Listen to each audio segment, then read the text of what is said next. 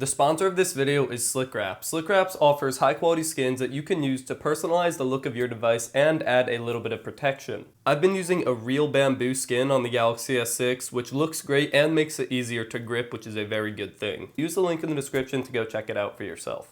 The Galaxy S6 is the first Samsung S phone that goes for a premium feel and build, and that's a very good thing, but this video is going to be focusing on 6 reasons you should not buy the Samsung Galaxy S6. But don't worry, I will be doing a video on reasons you should buy the Galaxy S6 and a full review, so stay tuned for those.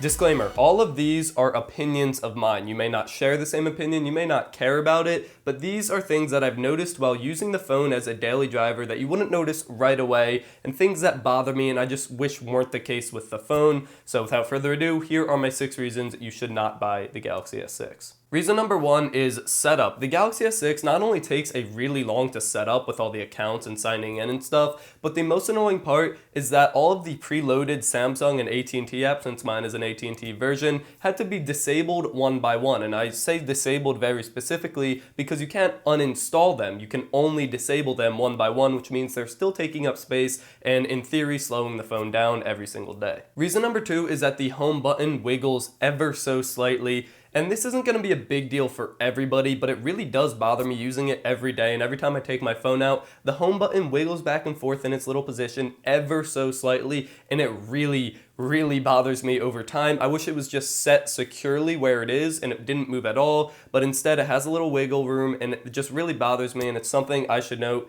that I really wish that it was just set securely and did not move at all. Reason number 3 is a glass back, and I call this the iPhone 4 syndrome and 4S, I guess, because when the iPhone 4 and 4S had a glass back, everybody complained because glass backs are a bad idea. There's really nothing good about a glass back. They are very fragile. Also, if you drop your phone on the back, the whole glass back could shatter, and they are fingerprint magnets. So whenever you're touching the back of your phone, if you flip it around, you'll see a ton of fingerprints. The way I fix this is by using that bamboo skin, but if you don't have a skin, you are stuck with a glass back. Reason number 4 is that the phone is slippery. This is a combination of the glass back and the metal edges. It's just a very slippery phone, and without the skin on it, I dropped it more than a few times just in my room and luckily onto carpet, but I did drop it a lot because it's just a slippery phone. Not quite as slippery as the HTC One M9, but still pretty slippery. And even with a skin on, the metal edges are slippery because there's no real sharp edges to grab onto, so sometimes it does fall out of your hand.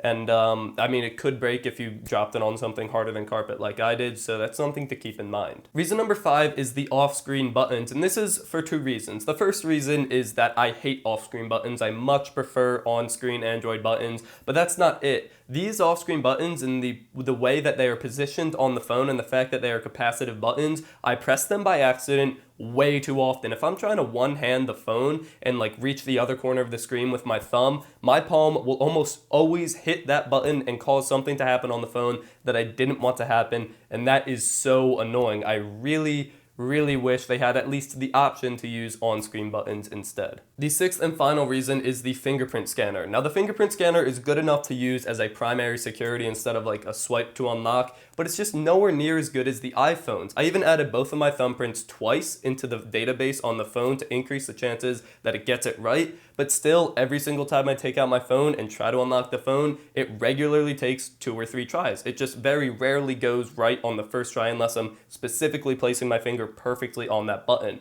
Now, it is better than the Samsung Galaxy S5. Still not perfect. I would like to see it much better on the Galaxy S7 because it is very inconvenient to have to try multiple times. That's going to be it for this video. Stay tuned for more content on the Galaxy S6. I will be doing the reasons you should buy it and then the full review. And also, this full review is going to be a little bit different than my previous reviews, so look forward to that. Thank you for watching, subscribe to see more content, and as always, stay classy.